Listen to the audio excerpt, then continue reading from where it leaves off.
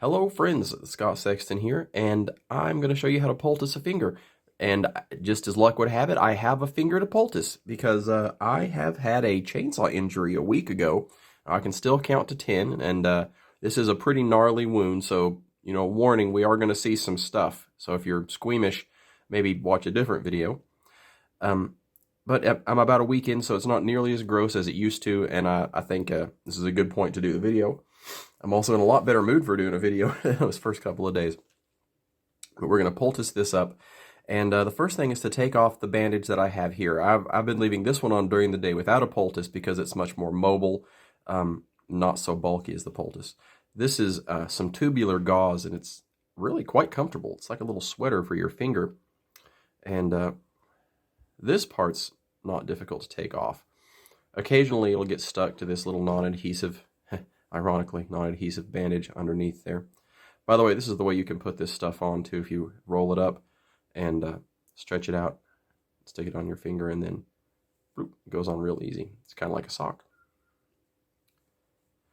Okay, so this is just a non-adhesive bandage. Although the exudate, that's the slimy, liquidy stuff that comes out of a wound, it will seep through that, and then as it exposes itself to the air, it dries out, and it can weld itself on there. So you can, right now I have a bandage glued to my injured finger. What are we going to do about that? Well, one easy trick is to get a little bit of coconut oil. Now I'm going to get out, this is a lot more than I need. Let me scoop this bowl. That's a lot more than I need. I'm going to take a little bit of this and I'll gently apply that to the bandage, especially the parts that are kind of welded down to my finger.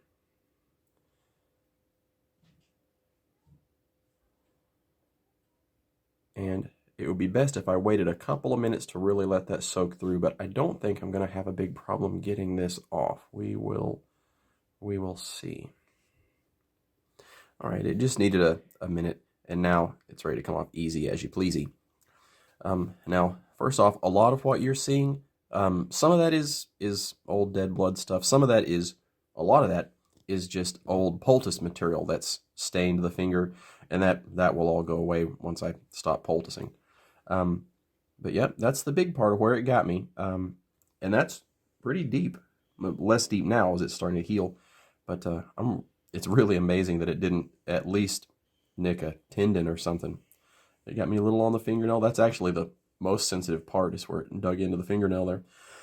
But we're going to want to poultice this. Now, sometimes if you leave a poultice on for a long time, like say overnight, the air can dry it out. Especially in our house, it tends to do that really bad because we heat with the fireplace. In fact, we turn the blowers off right now because they're making noise. But that warm, dry air dries my poultice out. So one thing you can do is make sure that, when it dries out, it sticks to your finger. That's the bad part of it drying out. But you can get some coconut oil. Coconut oil is it's great for so many things. You can rub it right on there. It's antimicrobial. Of course, wash your hands before you put them all over your chainsaw wound. It's antimicrobial. It also has some pain dampening properties.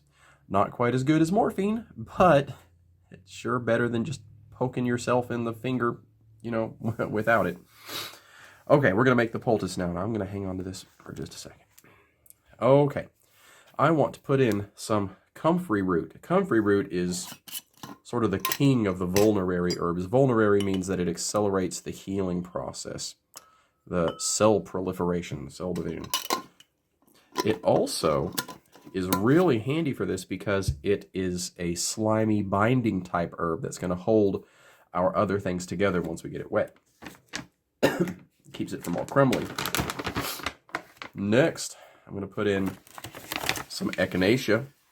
And echinacea is, it has some antimicrobial properties as well. It also has some immune boosting functions. It's good for the skin in general. And I'm going to put in some cayenne pepper. Whoa, what? Yep, cayenne pepper. Because cayenne pepper, ironically enough, has analgesic or pain reducing properties. Up to a point. You put too much in and, it goes the other way, but it's a real nice herb. It'll let you know if you put too much in. It also, it has some properties with circulation. It But it's a smart herb. It does what it needs to. If you need more blood flow, it helps more come in. If you need less blood flow, it helps less come in. It's a what you might call it an intelligent herb. It's a amphoteric. So now we're going to add some water. We're going to stir that in. I want you to watch the color change, how all these herbs are such a light color until I stir them in, and then immediately they just get real dark. And I'm not 100% sure exactly chemically what's happening. It's maybe some rapid oxidation perhaps, but it's just neat. Now, I am going to want this a little more on the wet side from where you would typically put on a poultice. That's just kind of how I like it, and the comfrey is so slimy and binding that it's still going to hold it together. So if you've put on poultices before and you think this is too wet, yep, you're right, but this is the way that I like it. Okay, yeah, see, it's holding together. See, it doesn't quite want to roll away. And now one more thing you can do, I could melt this coconut oil and I could stir that in there too, and it would help hold the moisture in. It wouldn't negatively affect the absorption into the skin, but it's just another option, and it would keep it from drying out. We're going to get a gauze pad.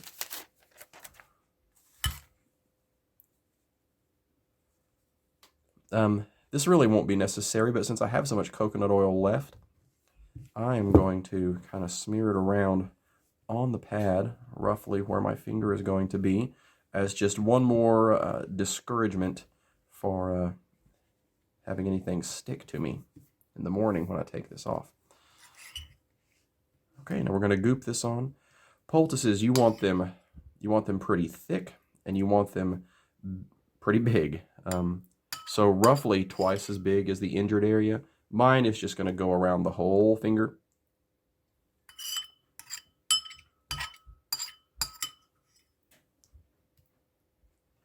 Okay, that's going to work once I get this on, and especially during the night as I sleep with this on, it'll gush around wherever it needs to. And that actually, I mean, it's cold and wet and slimy, but it actually feels really good, really soothing to that finger. I'm just going to wrap me up here. This is my little finger hot dog. You don't want it too tight. You want everything touching, but if it's tight, it'll be uncomfortable squeezing that finger. And then we have some medical tape somewhere in our supplies, but I had some Scotch tape handy, and it will work. I've used it many times. Once the oils come through and start, once the oils and herbs start seeping through this, it will affect the stickiness. So I try to wrap it around to where it will stick back on itself, so it has something to really hang on to.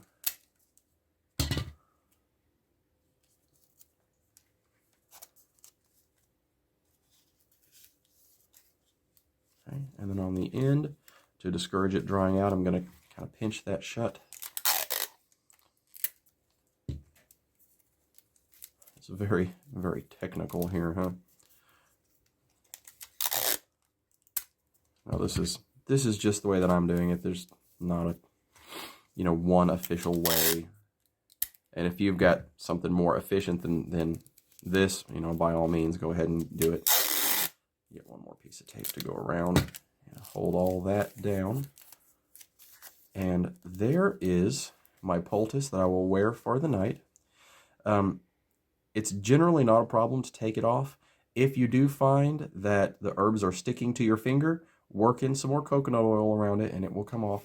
If you find that you have trouble with a poultice drying out in the night, this won't work with every single application, but for me, I've tried this a couple of nights, and because I'm sleeping out here with the fireplace because it's cold out here, you can put your finger in a Ziploc bag and close it part way, and that holds all the moisture in, and it's very moist in the morning.